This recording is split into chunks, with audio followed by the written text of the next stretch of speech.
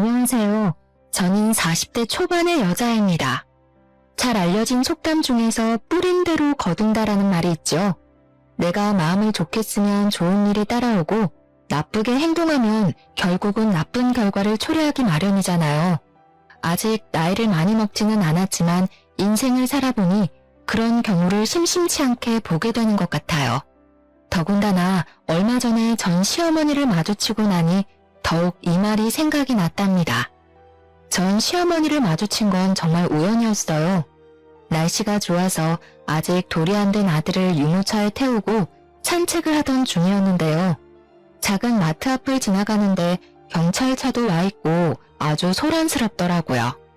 그래서 아기에게 시끄러울까봐 최대한 멀찍이 떨어져서 가려고 하는데 어떤 초라한 행색을 한 할머니가 마트 주인에게 바락바락 악을 쓰고 있었어요. 내가 누군지 알고 지금 이따위로 대접을 하는 거야? 저 길로 쭉 가면 갈비집 건물 나오지? 내가 거기 주인 마누라야. 이거 왜 이래? 아이고, 건물주 마누라가 소주 한 병 살 돈이 없어서 훔치려고 그랬어? 내가 돈이 없어서 빵을 훔쳤다던가 두부를 훔쳤다면 그냥 봐주고 마라. 그 처지에 술은 또 먹고 싶었나 보지? 뭐야? 이 옆에 내가 진짜 보자 하니까 그깟 돈 주면 될 거 아니야. 내일 갖다 준다니까 경찰까지 부르고 지랄을 떨어. 계속 이렇게 소란 피우시면 공무집행 방해죄도 추가됩니다. 얼른 차 타세요. 마트 주인에게 악을 쓰는 목소리를 들으니 본능적으로 뒷덜미가 찌릿하더라고요. 혹시나 하고 얼굴을 보니 벌써 술을 먹었는지 얼굴이 벌개진 전 시어머니가 맞는 게 아니겠어요? 예전에는 옷도 화려하게 입고 머리도 항상 미용실 가서 세팅을 해서 50대 뺨칠 것처럼 생겼었는데 지금은 완전히 초라하게 늙은 할머니의 모습이었어요. 머리도 거의 백발에 마구 헝클어져 있더라고요. 저를 알아볼까 무서워 얼른 자리를 피하려고 열심히 유모차를 밀었답니다. 전 시어머니 쪽을 한번 흘깃했는데 글쎄 눈이 딱 마주쳤지 뭐예요? 순간 저를 알아본 전 시어머니가 저를 향해 고래고래 소리를 치기 시작했죠. 너 맞지? 야, 이리 와봐. 제가 내 며느리야. 야, 어딜 도망가 이리 와. 전 시어머니가 저를 향해 쫓아오려는데 경찰이 딱 잡고 막아서더라고요. 정말 다행이었죠. 저는 악에 바친 전 시어머니의 목소리를 뒤로 한 채 얼른 집으로 돌아와서야 한시름 놓을 수 있었어요. 아기를 키우느라 한동안 전시무대에 잊고 살았는데 그때 기막혔던 일들이 영화처럼 머릿속을 스쳐가네요.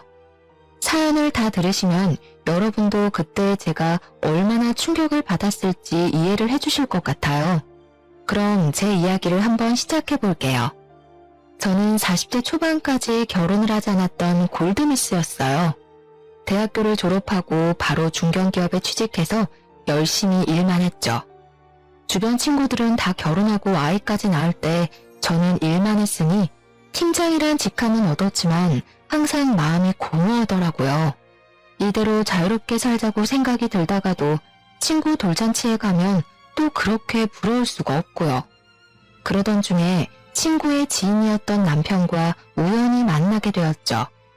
오랜만에 만난 대학교 동창과 회사 근처에서 저녁을 먹고 있었는데 마침 친구의 지인이던 남편이 지나가다가 아는 척을 하더라고요. 그렇게 합석을 하게 되어 같이 얘기를 나누게 되었는데요. 남편은 저보다 3살이 많았는데 작게 사업을 하고 있다고 하더라고요. 그래서 그런지 성격이 활발하고 호탕한 것 같았어요. 평소 제가 남자다운 성격을 가진 남자를 좋아해서 그런지 살며시 호감이 생기더라고요. 그렇지 않아도 내가 두 사람 소개시켜주면 어떨까 생각했는데 정말 인연인가 봐. 이렇게 만나네? 이렇게 아름다우신 분이 아직 싱글이란 말이야. 진작 소개해줬어야지. 저는 남편의 너스레에 부끄러웠지만 싫지는 않더라고요. 그렇게 연락을 이어가며 몇 번 만나다 보니 자연스레 사귀는 사이가 되어 있었죠. 서로 나이가 많이 찼다 보니 결혼 얘기도 빠르게 나오게 되더라고요. 만난 지 1년도 되지 않았는데 남편이 프로포즈를 했고 저도 받아들였죠. 처음 시댁에 인사를 드리러 가게 되었는데 제가 아무래도 나이가 있다 보니 좀 긴장이 많이 되었답니다. 시댁은 5층짜리 건물 가장 꼭대기층에 살고 있었는데 그 건물이 시부명이라고 하더라고요. 1층은 그 동네에서 유명한 갈비집이 들어와 있어서 보통 동네에서 갈비집 빌딩이라고 부른다고 했죠. 건물에서 나오는 월세로 생활을 하신다고 하는데 금전적으로 넉넉하게 지내고 계시는 것 같았어요. 집 안에 들어가 보니 시모가 원해서 인테리어를 새로 한 지 얼마 되지 않았다고 해요. 아주 현대적으로 삐까뻔쩍하게 꾸며놨더라고요. 우리 아들이 너무 잘나서 어떤 여자를 데려올까 했는데 생각보다 나이가 많네. 사실 우리 아들 능력이면 20대랑도 결혼할 수 있는데 비슷한 나이대면 서로 생각도 맞고 좋지 뭘 그래. 너무 어린 것보단 사회생활을 좀 한 게 낫다. 어머, 그래서 당신은 10살 넘게 차이 나는 신부를 맞았어요? 시모가 시부에게 엄청 아양을 떨더라고요. 시부도 싫지 않은지 그 모습을 마냥 바라만 보고 있는데 좀 일반적인 부분은 아닌 것 같은 느낌이 들었어요. 시모의 차림새도 보통 그 나이대보단 훨씬 젊게 입어서 제 언니라고 해도 믿겠더라고요. 역시나 나중에 남편에게 물어보니 친어머니는 암에 걸리셔서 남편 20대 초반일 때 돌아가셨다고 해요. 그리고 시부는 지금의 시모와 10년 전에 재혼을 하셨다고 하더라고요. 친정 부모님은 다 은퇴하셨다고? 그럼 생활은 뭘로 하셔? 우리처럼 건물이 있나? 아님 돈 나올 구멍이 따로 있어? 아버지가 연금을 넉넉하게 받으시는 편이라 그걸로 생활하고 계세요. 제가 매달 용돈 챙겨드리고 있고요. 뭐 그럼 딱히 넉넉하진 않겠네. 우리 집안이랑 좀 차이가 나서 좀 그렇네. 그나저나 결혼하면 시부모 용돈도 똑같이 챙겨줘야 되는 거 알지? 그런 건 기본 중에 기본이잖아. 애들 힘들게 일하는데 용돈은 무슨. 내가 돈 충분히 주잖아. 괜히 그런 걸로 애들 괴롭히지 마. 저는 사실 시댁에서 결혼을 반대하면 당연히 툭툭 털고 안 하려고 생각하고 있었어요. 시모가 하는 말이 마음에 걸려서 결혼에 대해 다시 생각해봐야겠다는 마음이 들었죠. 친구들에게 하도 고부 갈등에 대한 하소연을 많이 들어서 굳이 피곤하게 그런 걸 경험하면서 살고 싶진 않았거든요. 저는 제 커리어에도 자부심이 있고 연봉도 나쁘지 않기 때문에 그런 대접을 받으면서까지 진행할 필요는 없으니까요. 하지만 시부가 트인 생각을 가진 분 같았고 결혼하라고 시원하게 지원을 해주시더라고요. 남편이 시원시원하게 결혼을 밀어붙여서 정신이 들었을 땐 이미 결혼식을 다 끝내고 신혼여행까지 다녀온 후였답니다. 결혼을 했다고 해도 일은 놓고 싶지 않았기에 회사는 계속 다니고 있었죠. 남편도 사업을 하다 보니 매일 밤늦게 들어와서 신혼생활을 잘 즐기지를 못하겠더라고요. 저는 퇴근하고 오면 너무 힘들어서 빨리 쉬기 바쁘고 남편은 거의 밤에 오니 같이 저녁을 먹을 때도 별로 없고요. 이런 게 결혼인가 싶고 오히려 연애할 때보다 더 외로운 기분이 들기도 했죠. 다 잡아둔 물고기라고 생각을 하는지 연애할 때는 그렇게 연락도 자주 하더니 이제는 늦게 들어와도 연락 한 통 없었어요.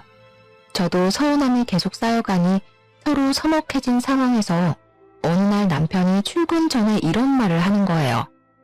근데 우리 나이도 있는데 아기를 먼저 가져야 되지 않아?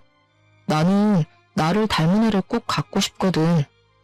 그런 말을 전혀 안 하다가 갑자기 들으니 당황스럽긴 한데 난 사실 회사 일도 바쁘고 나이 때문에 아이가 금방 찾아오긴 힘들지 않을까 싶어. 만약 시도해봐도 안 되면 난 딩크도 생각한 적 있긴 하거든. 딩크? 말도 안 되는 소리 하지 마. 결혼했으면 무조건 한 명이라도 아이는 낳아야지. 당신 일이야. 아이 낳고 다시 해도 되잖아. 지금 뭐가 급한지 몰라?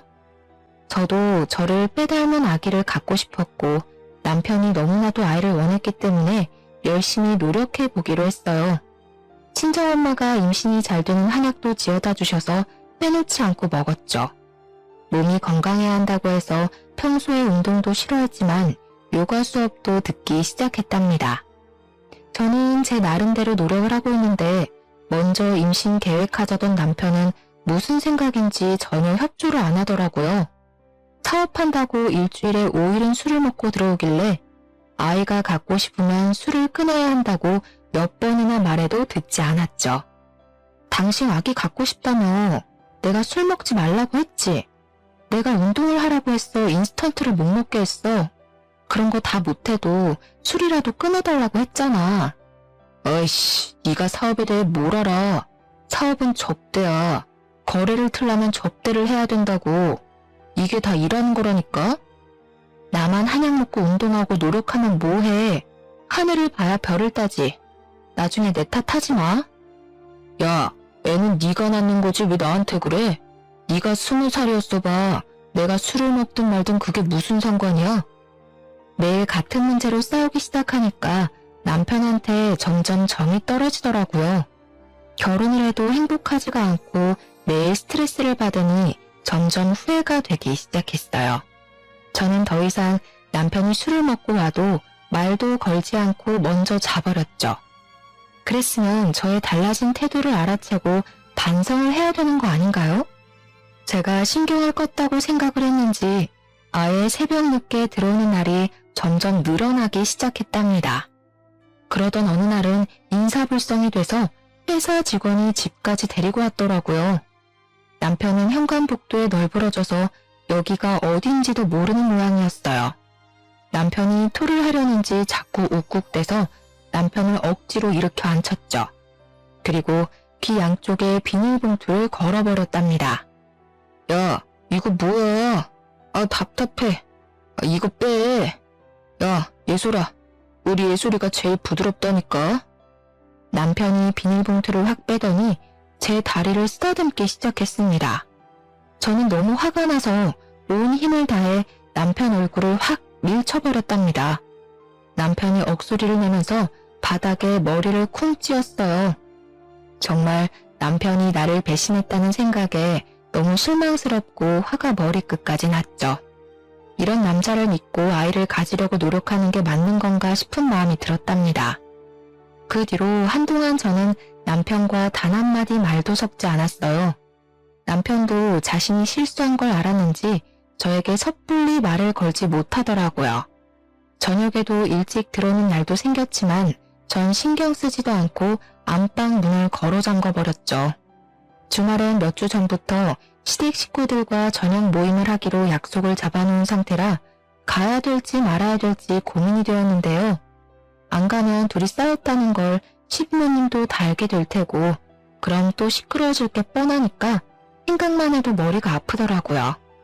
내가 실수한 건 인정할게. 이제 술 먹는 거 자제할 테니까 오늘은 같이 자자. 당신이 아버님 무서워서 이러는 거 다 알아. 내가 그때 술주정하는 걸 녹음해놨어야 하는데 분이 죽겠어. 오늘 가서 아버님한테 당신이 아가씨들 있는 곳까지 드나든다고 말할 건데 그래도 같이 가줬으면 좋겠어? 여보, 왜 그래? 아버지 아시면 진짜 난리나. 돈 빌려주신 거 당장 갚으라고 하실 거라고. 접대 때문에 어쩔 수 없이 한두 번 간 거야. 술 취해서 제정신 아니었잖아. 한 번만 봐줘. 다신 안 그럴게. 기분 좀 풀어, 응? 알았어. 그럼 오늘은 같이 가줄 테니까. 난 더 이상 아이 가지려고 노력 안 할 거니까 그렇게 알아. 당신 태도가 바뀌면 그때 생각해 볼 거야. 그렇게 남편과 함께 시댁으로 향했어요. 사이가 서먹해져서 어색한 공기가 내내 감돌았죠. 시부는 건물 1층에 있는 갈비집으로 저희를 데려가더라고요. 세아가 우리 건물 안에 있어서가 아니라 여기가 진짜 맛있기로 유명한 곳이란다. 많이 먹어라.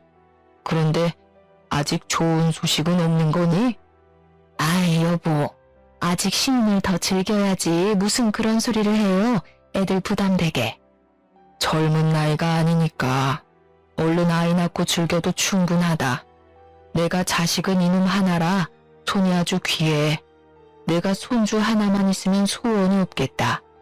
새아가가 아들만 낳아주면 내가 이 건물 너희들 공동명의로 바로 증여해주마. 정말이요? 아버지 눈에 흙 들어가실 때까진 절대 안 주신다면서요. 아들만 낳으면 증여해 주실 거예요? 여보, 기분 좋다고 너무 앞서 나가시네. 아직 아기도 안 가졌는데 그런 약속을 하시고. 실없는 소리라고 생각해들. 어튼 소리 아니다. 내가 오래 생각한 끝에 새아가를 보고 얘기하는 거니까 새아가는 떡두꺼비 같은 손주만 나에게 안겨다오. 저는 사실 건물엔 크게 관심이 없어서 시큰둥했는데요. 준다면야 감사히 받겠지만 아들 낳으라는 조건을 저렇게 거시니 기분이 썩 좋지는 않았어요. 저는 제 나름대로 돈도 잘 벌고 있고 제 힘으로도 충분히 나중에 우리 힘으로 집도 장만할 수 있을 거라는 자신감이 있었거든요. 하지만 남편은 그 말을 듣고 얼굴에 광채가 돌더라고요. 그동안 어지간히 아버지 건물을 받고 싶었던 모양이었어요. 느낌이 싸해서 시모 쪽을 돌아봤는데 저를 찌려보고 있다가 얼른 시선을 거두더라고요. 시모는 밥을 먹는 내내 말도 한마디도 안 하고 굉장히 기분이 나빠 보였죠. 그 일이 있고 몇 주 정도 흘렀을 때였어요. 회사에 있는데 뜬금없이 시모가 전화를 했더라고요. 전에 저녁 식사하기 전까진 거의 매일 아침마다 이상한 건강 관련 메시지나 쓸데없는 동영상을 보내와서 스트레스를 받고 있었는데요. 요즘은 통 연락이 없길래 굉장히 편했는데 전화가 오니 살짝 당황스러웠죠. 곧 퇴근 시간 아니니? 집에 몇 시에 도착하니? 내가 기니 할 말이 있으니까 집으로 가마. 오늘 저녁이요? 일이 밀려서 좀 늦게 퇴근할 것 같은데 어떡하죠? 미리 연락을 주시면 좋았을 텐데요. 며느리인 네가 시어머니 내 시간에 맞춰야지 내가 네 뒷공문이 쫓아다니리? 잔말 말고 일찍 퇴근해서 집으로 와. 난 벌써 니네 아파트 근처에서 기다리고 있으니까. 널 보면 한 번에 내내 한 적이 없어 아주. 저는 어쩔 수 없이 일찍 퇴근해서 집으로 달려갔어요. 시모는 못마땅한 얼굴로 현관문 앞에 서 있더라고요. 비밀번호는 절대 알려주고 싶지 않아서 조금만 기다리라고 했더니 그게 마음에 안 든 눈치였답니다. 부랴부랴 가방을 내려놓고 소파에 앉아있는 시모한테 주스를 건네주고 옆자리에 앉았죠. 무슨 급한 일이라도 있으세요? 하실 말씀이 뭐예요? 아니 그냥 뭐 이거 좀 전해주고 안부도 묻고 하려고 왔지. 자, 이거 받아라.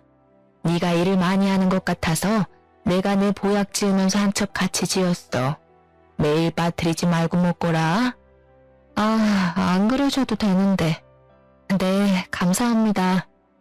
근데 너희 아기 가지려고 노력은 하고 있니? 낳을 생각이 확실히 있는 거고 요즘 둘 다 너무 바빠서 딱히 노력할 시간이 없긴 하네요. 아버님께서 뭐라고 하세요? 아니 그게 아니고 사실 나는 아기 안 가져도 괜찮겠다는 생각이 들어서 말이야. 네가 사실 아기 가지기가 좀 힘든 나이 아니니? 너무 스트레스 받지 말라 이거지. 요즘 젊은 사람들은 아이 안 갖고 둘이서 재밌게 사는 사람들도 많더라. 아, 네. 근데 재우씨가 아이를 너무 원하긴 해서요. 저도 한 명은 낳고 싶어서 생기면 축복이죠. 재우야 그렇다 쳐도 너도 속이 훤히 보인다. 너도 건물이 받고 싶긴 한가 보구나. 그거 아버님이 그냥 하신 말씀이니까 흘려들어. 요즘 시대에 너처럼 자기 일하면서 사는 게 좋은 거야. 아기 가지면 회사도 관둬야 되지 않니? 여러모로 잘 생각을 해봐라. 시모는 쌀쌀맞게 말을 끝내고는 바쁘다면서 횡하고 가버리더라고요. 아이를 갖길 바랄 줄 알았는데 완전히 반대로 말을 하니까 어안이 벙벙했어요. 왠지 저를 견제한다는 느낌도 들고 여러모로 건물 때문에 속 보이는 말을 많이 꺼내더라고요. 시모가 덩그러니 놓고 간 한약 상자를 보니 솔직히 먹고 싶지가 않았죠. 마침 지금 먹고 있는 한약도 있으니까 굳이 또 먹을 이유는 없어서 그냥 창고에 처박아 두었답니다. 그런데 하루는 이상하게 남편까지 일찍 들어와서 저를 들들 볶더라고요. 저와 눈만 마주치면 임신 얘기를 하는 통에 스트레스가 쌓일 만큼 쌓여 있었거든요. 제가 애 낳는 기계도 아니고 뚝딱하면 애가 들어서는 것도 아닌데 주변에서 왜 저를 갖고 난리를 치는지 미치겠더라고요. 다음 달에도 임신 안 되면 우리 시험관이나 그런 걸로 해보자. 사실 당신 나이 때문에 자연 임신 안 될 확률이 많대. 시험관만 하면 애가 자판기에서 나오듯이 나올 줄 알아? 그게 얼마나 힘든 건데. 난 매일 주사도 맞아야 되고 왜 나만 힘든 걸 다 견뎌야 되는데? 야, 그럼 내가 낫냐? 여자가 낫는 거잖아. 나도 답답하다고. 이럴 줄 알았으면 어린애랑 결혼하는 건데 아버지가 갑자기 그런 걸로 건물 준다고 할 줄 누가 알았냐고. 지금 그 건물 받으려고 이 난리를 치는 거야? 아기를 무슨 돈 버는 수단으로 생각하니? 당신은 막상 아기 낳으면 똥기저귀 한 번 안 갖다 버릴 위인이야. 나야말로 당신이 이렇게 임신으로 나 스트레스 줄 줄 알았으면 절대 결혼 안 했어. 이게 보자 하니까 너 말 다 했어? 아, 이래서 나이 어린애랑 결혼했어야 돼. 나이 많은 것들은 머리에 든 것만 많아서 허구한 말 꼬치꼬치 따지기나 하고. 그럼 시험관 안 하겠다 이거지? 그럼 다음 달에도 임신 못하면 당신 그냥 다니는 회사 때려치고 집에서 쉬면서 몸 관리나 해. 뭐? 진짜 말 다 했어? 당신이 뭔데 회사를 관두라 말아야. 난 임신 안 하면 안 했지. 회사는 포기 못하니까 꿈 깨셔? 서로 언성이 높아지고 분위기가 점점 험악해져 가기만 했어요. 갑자기 남편이 악소리를 지르면서 식탁 의자들을 다 던져버리더니 쓰레기통을 발로 차서 거실에 확 던져버리는 게 아니겠어요? 거실 바닥이 쓰레기로 난장판이 되어버렸어요. 저는 너무 화가 나니까 머리가 띵해지더라고요. 남편을 죽어라 노려보니까 남편도 씩씩대며 지지 않고 쳐다보더라고요. 저는 주방 싱크대로 달려가서 모아두었던 음식물 쓰레기 봉투를 남편에게 확 던져버렸답니다. 봉투가 찢어지면서 남편의 티셔츠와 바지가 쓰레기 범벅이 되어 뚝뚝 떨어졌죠. 야, 이게 진짜? 냄새. 너 진짜 미쳤어? 당장 닦아 얼른. 너는 쓰레기 던져도 되고 나는 왜 안 돼? 마음 같아선 네 그 머릿속에 든 쓰레기 좀 싹 다 버리고 싶다. 어쩌면 그렇게 쓰레기 같은 생각만 하고 사냐? 저는 남편에게 쏘아붙이고 가방을 챙겨서 집을 나와버렸답니다. 남편의 밑바닥까지 본 기분이랄까요? 여느 때와는 너무 딴판인 모습에 같은 사람을 만나 싶었죠. 호탕하고 남자다운 줄 알았는데 알고 보니 여자를 우습게 알고 자기 자신만 생각하며 사는 이기적인 사람이었어요. 그 순간 제 자신이 너무 불행하게 느껴져서 제 숨통이 다시 트이려면 이혼을 해야겠다는 생각까지 들더라고요. 저는 바로 친정으로 갔고 일주일 넘게 집으로 돌아가지 않았답니다. 제가 남편과 싸웠다고 말하자 오히려 친정 부모님이 안절부절 못하시며 일단 집으로 가라고 하셨는데요. 하지만 저는 계속 오는 남편의 연락도 다 무시해버리고 회사만 열심히 다녔죠. 웬일인지 몸이 축축 처지고 밥도 잘 안 들어가는 날이 많아졌어요. 저는 남편 때문에 스트레스를 많이 받아서 컨디션이 안 좋아졌다고만 생각했죠. 퇴근하고 집에 간신히 와서 밥도 먹지 않고 바로 침대에 누워버리는 걸 계속 보시던 어머니가 한마디 하시더라고요. 어머, 얘 좀 봐. 너 생리 언제 했니? 상태를 보니까 아무래도 확인을 좀 해보는 게 좋겠다.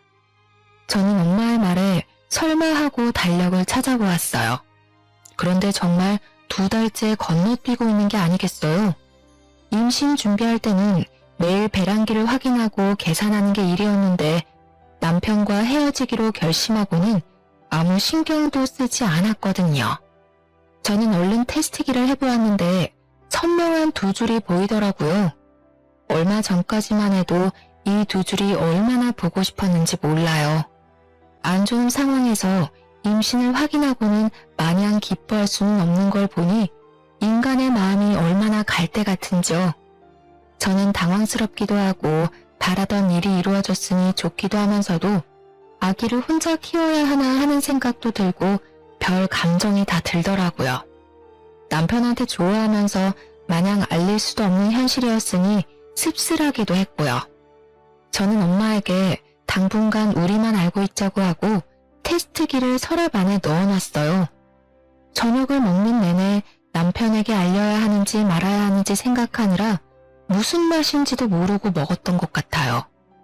그때 초인종이 울리더니 남편이 상기된 얼굴로 들어오는 게 아니겠어요?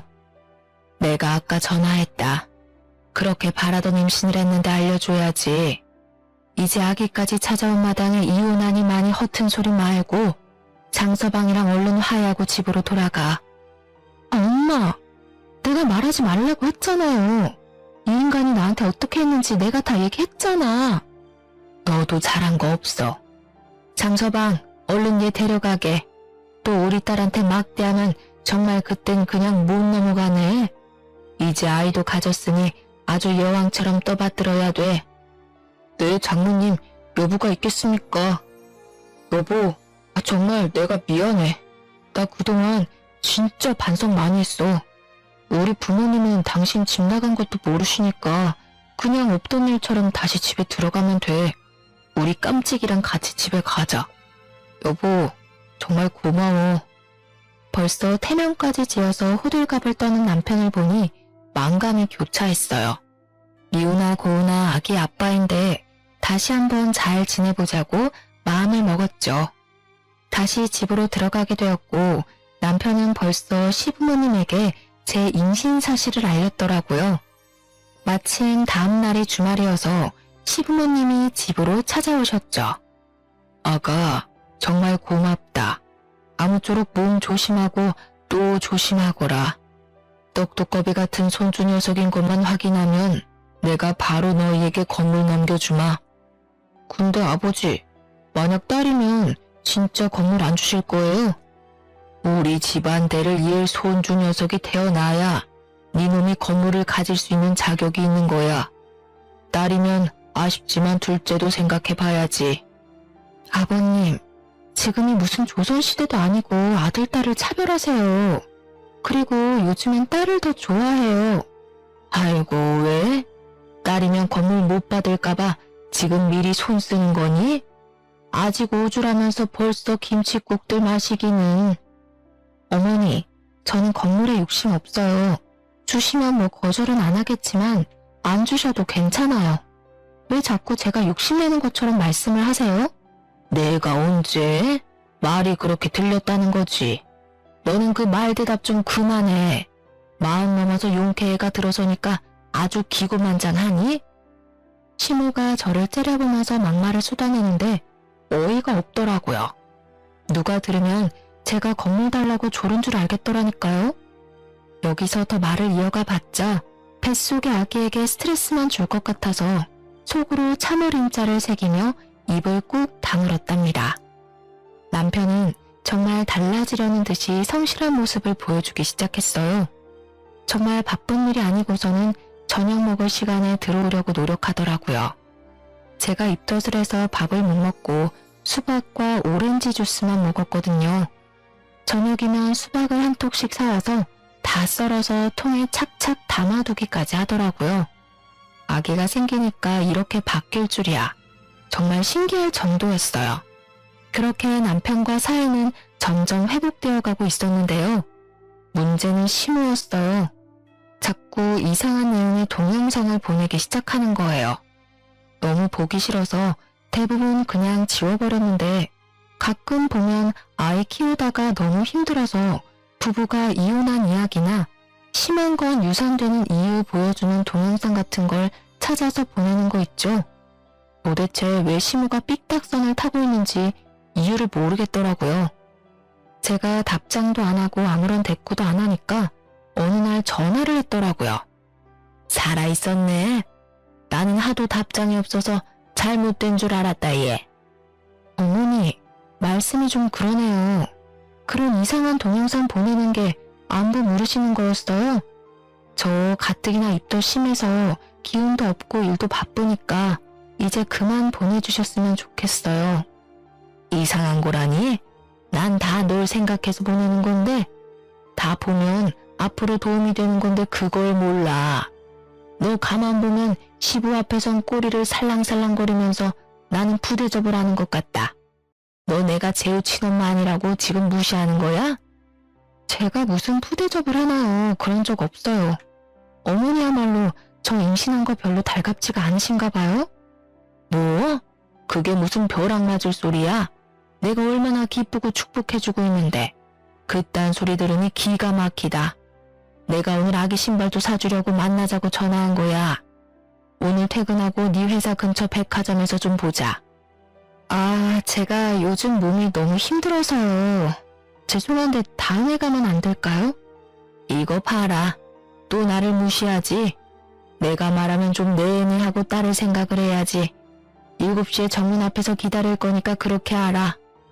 가뜩이나 주스만 먹고 영양해 가면서 회사 사람들에게 내색도 못하고 일도 일대로 다 하고 있는데 백화점까지 가려니 너무 힘들었어요. 저는 결국 시어머니를 만나서 백화점 안으로 들어갔죠.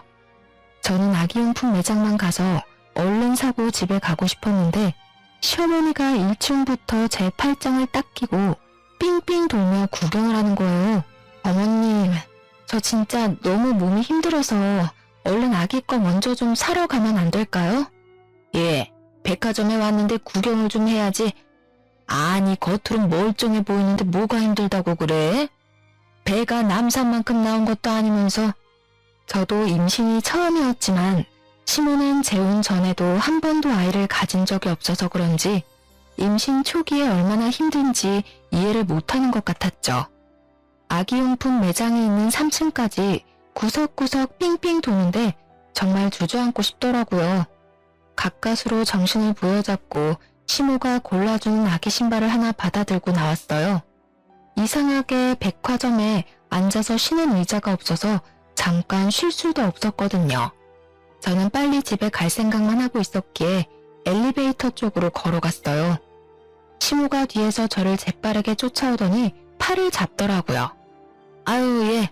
사람이 너무 많아서 한참 기다려야겠다. 너도 힘든데 우리 계단으로 내려가자. 그럼 금방이야. 네? 저 다리가 후들거려서 계단 못 가요, 어머니.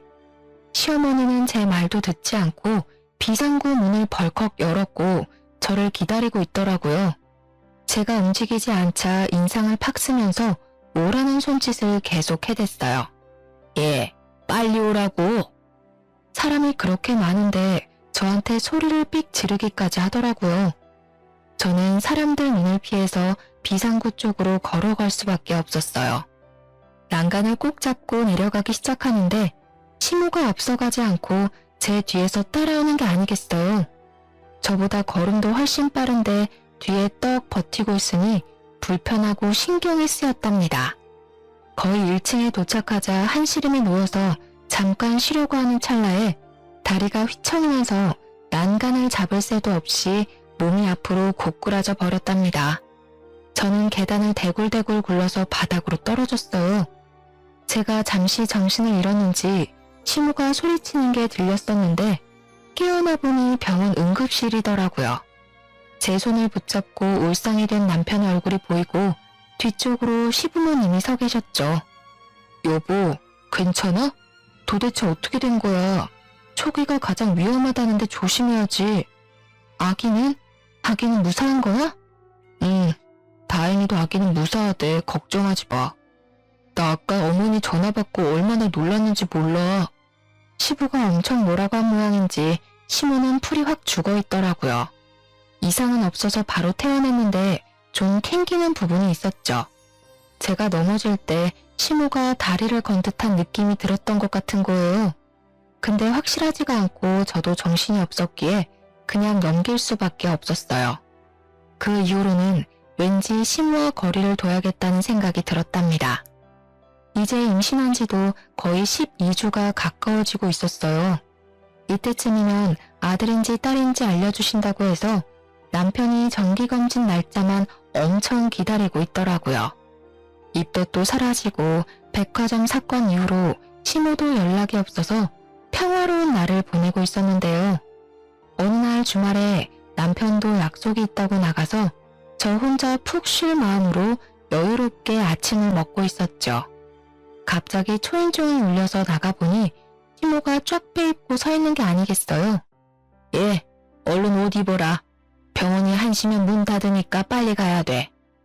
네? 갑자기 무슨 병원을 가요? 어디 아프세요? 나 말고 너 말이야. 내가 잘 아는 산부인과 의사가 있는데 내가 하도 너 노산이라 걱정을 하니까 한번 데려와서 검진도 싹 해주고 도움도 주겠다고 하더라. 어서 따라 나서. 저 지금 다니는 산부인과도 좋은 곳이에요. 저 괜찮아요. 그렇지 않아도 다음 주에 정기검진 가요. 또 말대답. 한 번에 좀 예의할 순 없어? 내가 다 우리 집안 잘 되고 너 잘 되려고 이렇게 사방을 다니면서 나서면 좀 고맙다고 따라 나서면 될걸. 빨리 못 나와? 유명한 의사라 약속 잡기 힘들어. 뜬금없이 와서 얼마나 호들갑을 떨면서 정신도 못 차리게 하는지 어느새 택시에 떠밀려서 타고 있더라고요. 그렇게 30분은 갔을까요? 무슨 변두리에 있는 것 같은 허름한 병원에 저를 데려가더라고요. 유명하다더니 들어갔는데도 환자 한 명 없었고 간호사 딱 한 명 앉아있더라고요. 저는 기분이 너무 나빴지만 일단 시모가 하는 대로 지켜봤죠. 무슨 병원이 접수도 안 하고 바로 진료실로 들어오더라고요. 의사는 시모와 비슷한 또래의 남자였어요. 인상도 별로고 눈도 은은해 보여서 보는 순간 소름이 끼치더라고요. 그 의사한테 배를 보여줘야 한다니 너무 싫었는데 시모가 억지로 끌어서 침대에 눕히더라고요. 아주 건강한데? 그리고 아들이네? 이거 보이지? 뭐? 아니, 뭐요? 아들이요? 진짜 확실한 거예요? 저는 사실 그동안 초음파 사진을 보고 아들이라고 짐작은 하고 있었는데 이렇게 확인을 하게 되었네요. 시모는 아들이라는 소리를 듣고 얼굴이 파래지며 부들거리더라고요. 어머니, 저를 여기 왜 데려오신 거예요? 지금 설마 아들인지 아닌지 그거 확인하러 오신 거예요? 도대체 여기서 무슨 도움을 받으러 온 건데요?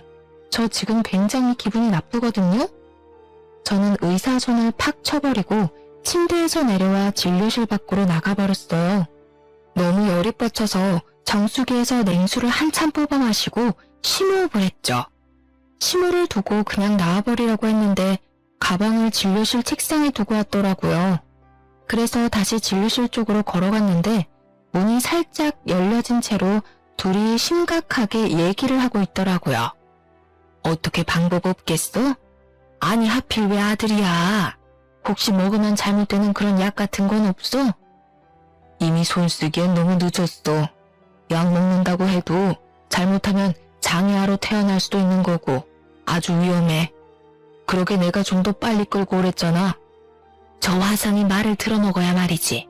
오늘도 끌고 오느라 얼마나 힘들었는데. 그럼 수술밖엔 방법이 없는 거야?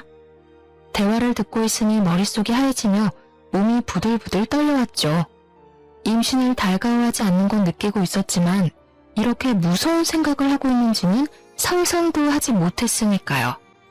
시모의 소름 끼치는 두 얼굴을 보니 어떻게든 증거를 남겨야겠다는 생각이 들었어요. 다행히 주머니에 핸드폰이 있어서 뒤늦게라도 얼른 비디오를 찍었답니다. 그리고는 혼자 서둘러 나와 집으로 가버렸어요. 저는 저녁에 남편이 올 때까지 기다렸다가 함께 시댁으로 갔어요.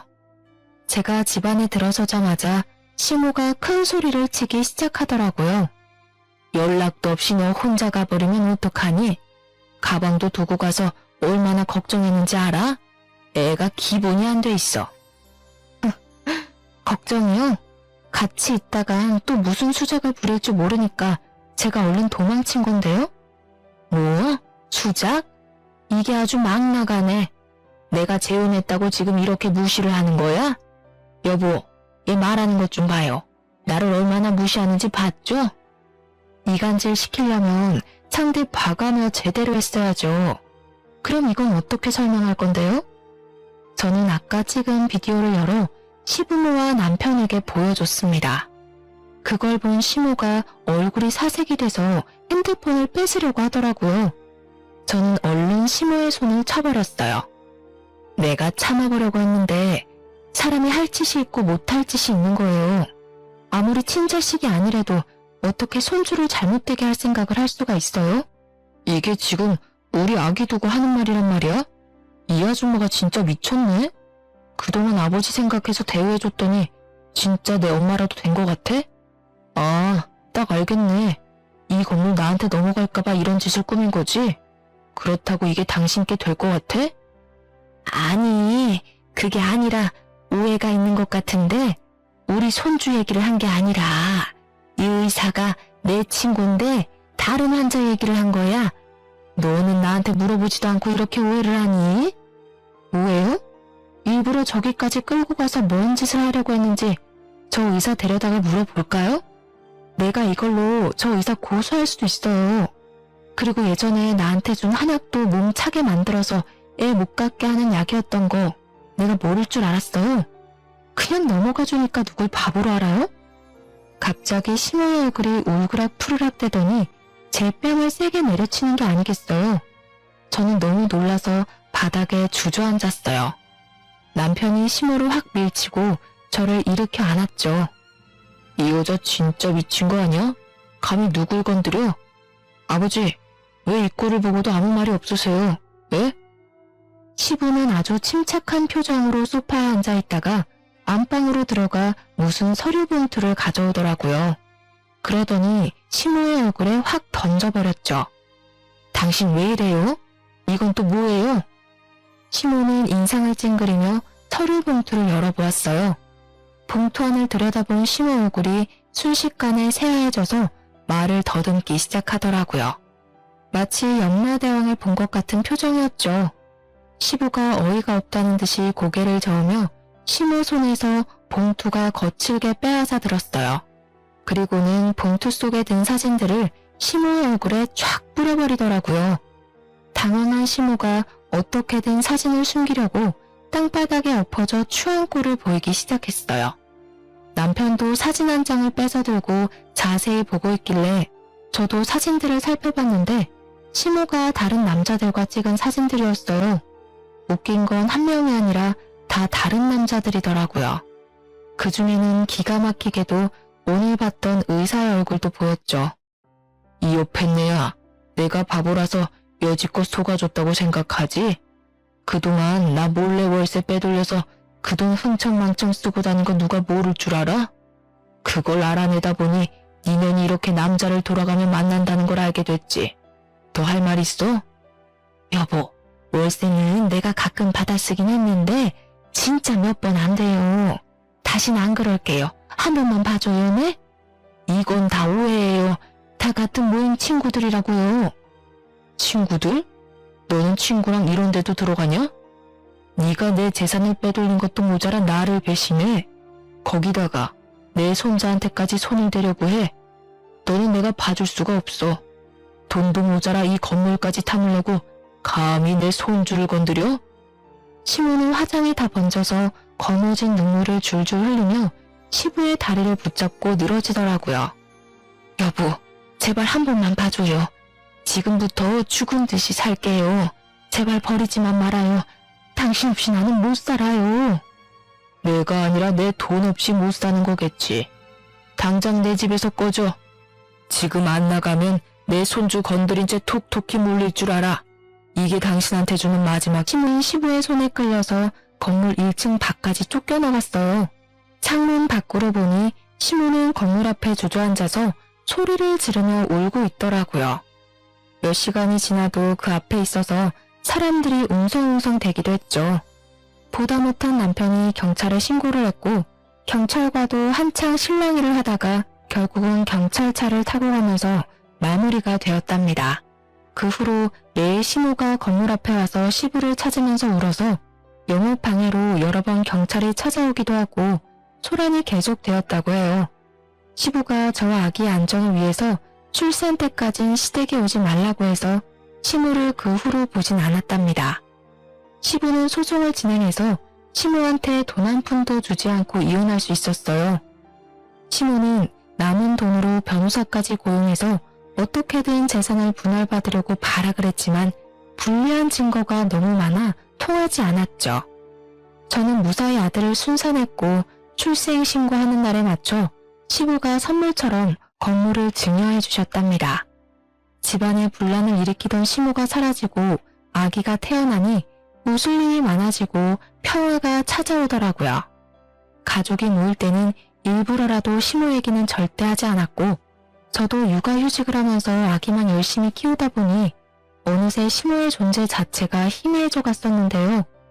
우연히 시모를 딱 마주치게 될지 누가 알았겠어요. 시모가 저를 알아보고 쫓아오려고 할 때는 얼마나 놀랐는지 사연을 보내는 지금도 등골이 오싹하답니다. 우리 아들에게 해를 끼치려던 시모가 혹시 우리 아기 얼굴이라도 봤을까봐 치가 떨리는 제 마음을 이해하시나요? 사람이 큰일을 당했으면 잘못을 뉘우치고 정신을 차려야 하는데 아직까지도 시부 건물에 미련을 못 버리고 있으니 기가 찰 뿐입니다. 다행히도 우리 아들은 양가 어른들의 사랑을 듬뿍 받으며 정말 건강하게 잘 자라주고 있답니다. 여느 부부처럼 남편과 자주 툭닥거리기도 하지만 요즘처럼만 잘 지냈으면 참 좋겠어요. 매일 이곳에서 사연을 즐겨 듣다 보니 자기 분수에 맞지 않는 걸 탐하다가 수렁으로 걸어 들어간 시모가 생각나서 저의 이야기를 한번 꺼내놓아 보았는데요. 굳이 대단한 걸 하지 않아도 다른 사람에게 해를 끼치지 않고 산 것만으로도 오늘 하루도 잘 살았다는 생각이 듭니다. 여러분도 그런 하루를 보내셨을 거라 믿으며 이야기를 마칠게요. 들어주셔서 감사합니다. 행복하세요.